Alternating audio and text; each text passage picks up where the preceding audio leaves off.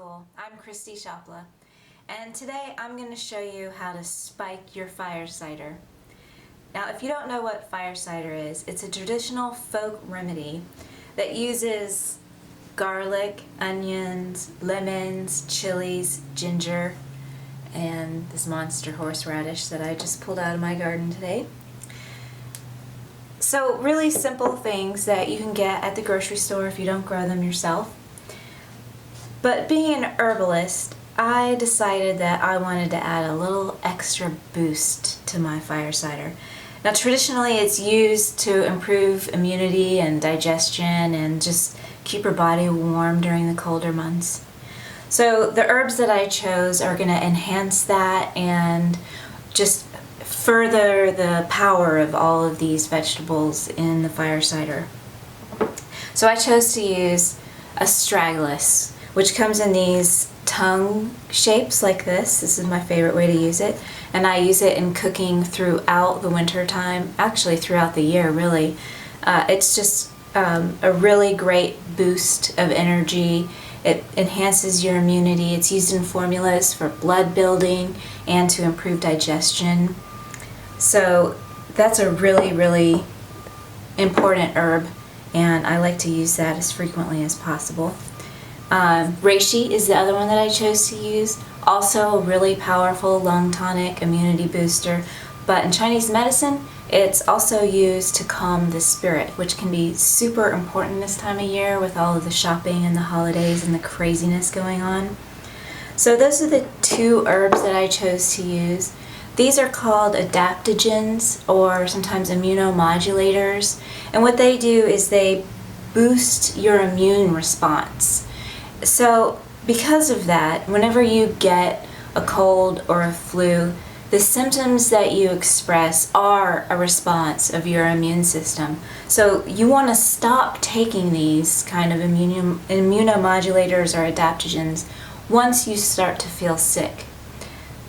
So what I like to do is I like to have another fire cider without these herbs in it so I can take it once I get sick. But honestly, my family takes this every day, and we end up not even using the fire cider that doesn't have these immune protective herbs in them.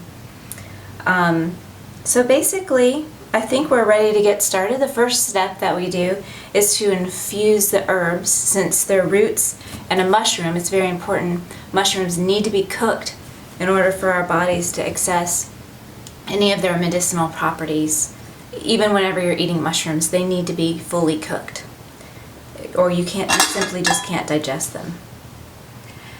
So that's what we're going to do. We're going to infuse the vinegar with the herbs.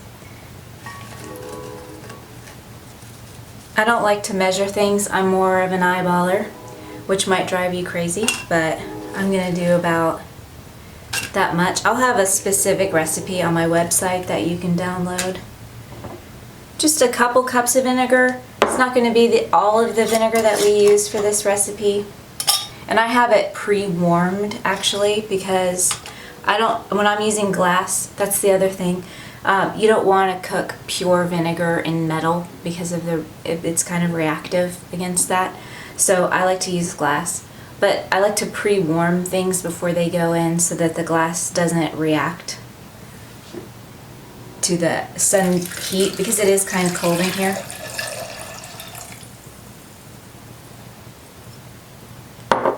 Okay, the astragalus, I'm going to add the mushroom powder in just a second. But that just kind of, we're just going to simmer this on low for, I would say about 15 minutes. Okay, so now our herbs have infused into the vinegar, and we're ready to get started. I've chopped all the vegetables that we saw before, the lemons, onions, garlic, ginger, chili, and horseradish. Like I said, the recipe is going to be in a link down below. So now all we're going to do is mix everything together. It's going to be really simple and straightforward. I am using what's called a pickling jar that I get from thewokshop.com. You can also use a mason jar. The one caveat that you should be aware of though is that you don't want metal to come in contact with the vinegar at all, even on the lid. So what you want to do if you're using like a half-gallon mason jar is either get those white plastic lids that you can put on the mason jar, or a piece of saran wrap over the top that separates the contents from the metal jar, because the acid in the vinegar is quite corrosive and will just eat away at the metal over time. Okay, so we're just going to start adding the ingredients into our jar now. Okay, I'm going to add the vinegar, the infused vinegar first. I'm not even going to strain the herbs, I'm just going to let them soak with everything else.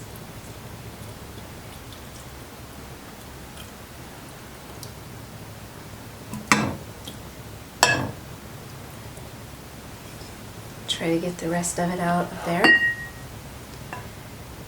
Might as well just let them soak for as long as they can. Get every last bit of medicinal goodness out of it that we can. This preparation is always the most popular thing I do when I teach my cold and flu classes, so I really needed to make a video.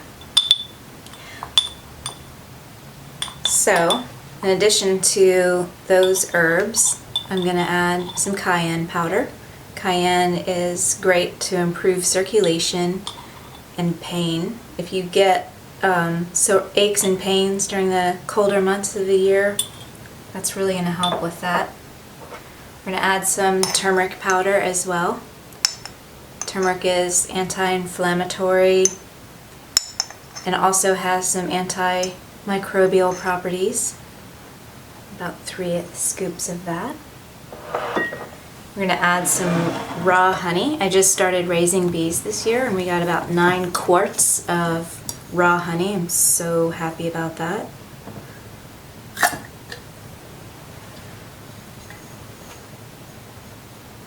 This is kind of one of those things that's just going to be done to taste, however you like it. If you like it more on the sweet side, then you'll add more honey than I am.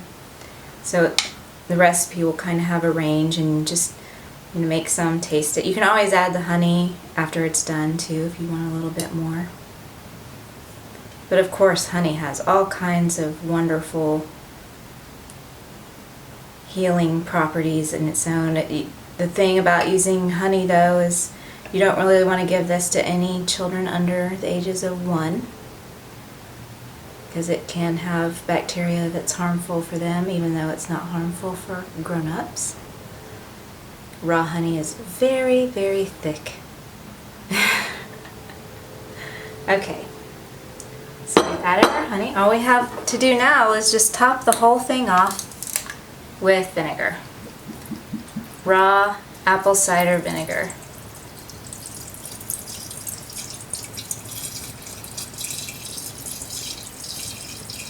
It's just that easy, and it's beautiful. And then with my pickling jar, you just put the lid on it and then fill water around it, and that acts like a lid, and it's completely metal free, and I love it. It's plastic free as well. Okay, easy enough, right? I like to use this. We just take it by the shot glass. After, of course, you want to let it sit for about 6 weeks before you strain it off. Like I said, by the shot glass. I like to use it as a marinade. I also like to add it to my sipping broths, or whenever I'm making bone broth, I'll add it to the water so it extracts more minerals, and it also just adds like that spicy warmness to it.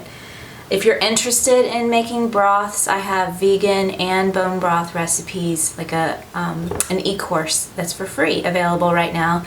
If you're interested in that, sign up below. And thank you so much for joining me. I hope that you learned something.